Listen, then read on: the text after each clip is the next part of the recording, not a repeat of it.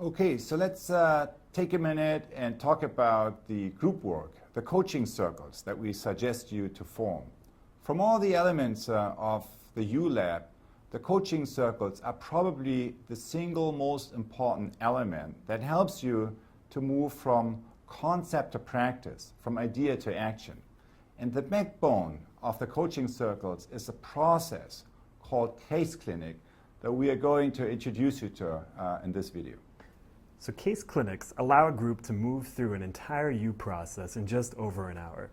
In a case clinic, one person is the case giver and the other 4 people in the group are helpers or consultants. And you use the principles of Theory U to move through this process which we're going to describe. Case clinic allows participants to reframe issues and to generate new ways of responding to them. So if you've joined a coaching circle, each week you'll work through this process with your group and help the case giver come up with more creative and effective ways of dealing with their leadership challenge. In each case clinic, there are 3 roles. The first role is that of the case giver, and then it's the coaches, and then it's the process person, the timekeeper.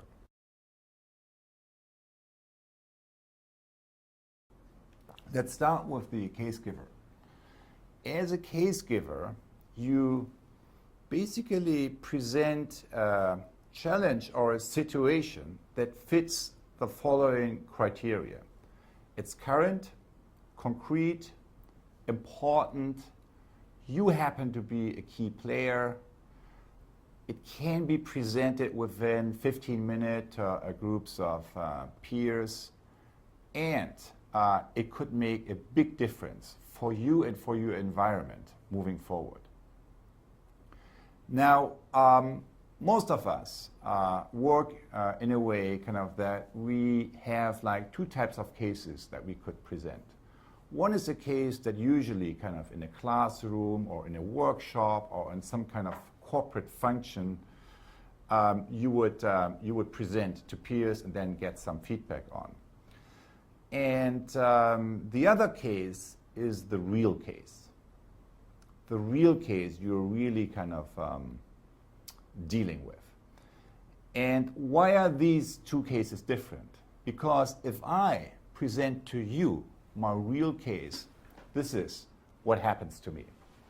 So if I present to you my real situation, this is what happens to me. It puts me 1 down. Showing to you my real problem requires me to talk about a part of my professional and personal situation where I don't know, where maybe I have not paid sufficiently attention to, and maybe I have already tried stuff that wasn't quite working. So talking about my real issue requires me to show some vulnerability to a group of people that I don't know. And that requires courage.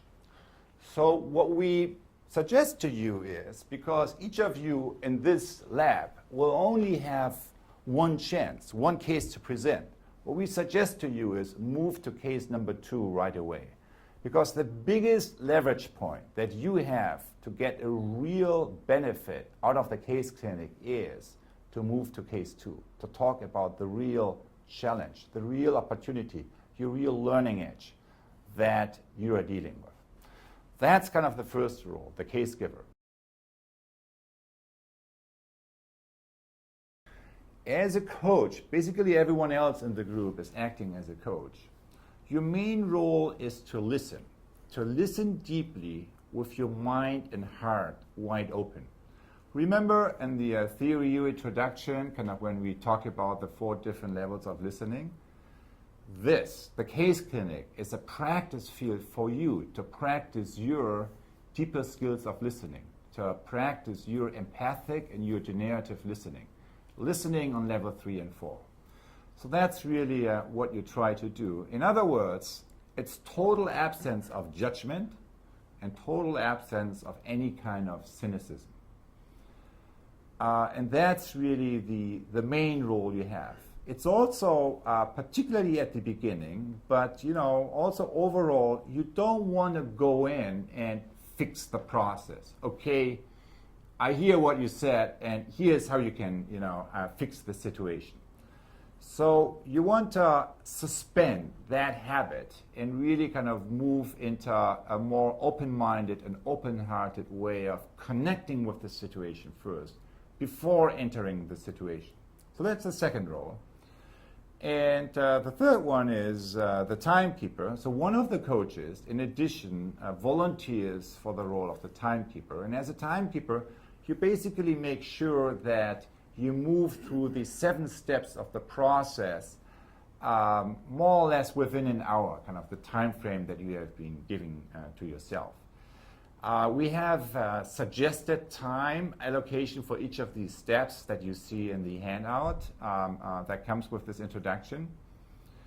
And that's a good approximation, but you don't really go by the minute. It's not a rigid frame. It's something that you need to adapt to the current situation you are seeing in your group.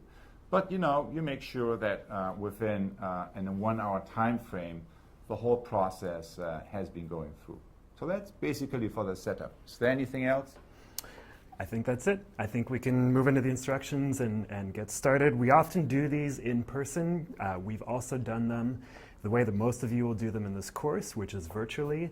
And it just takes practice, as Otto mentioned. So next week we'll come back and we'll check in about how the process goes. But for now, why don't we go into the instructions?